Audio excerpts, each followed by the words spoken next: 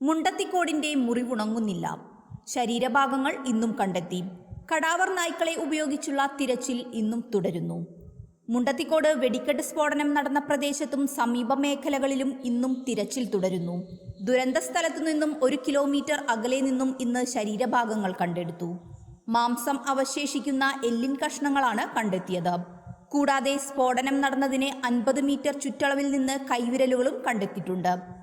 3 cadaver നായ്ക്കളെ ഉപയോഗിച്ചാണ് police പരിശോധന നടത്തുന്നത്. 100ഓളം പോലീസുകാരുടെ നേതൃത്വത്തിൽ വലിയ പാടശേഖരങ്ങളിലടക്കം വ്യാപകമായ തിരച്ചിലാണ് നടക്കുന്നത്. പ്രദേശത്തെ തെരുവു നായ്ക്കൾ ശരീരഭാഗങ്ങൾ കടിച്ചെടുത്തു മാറ്റുന്നത് തിരച്ചിലിന് വെല്ലുവിളിയാകുന്നുണ്ട്.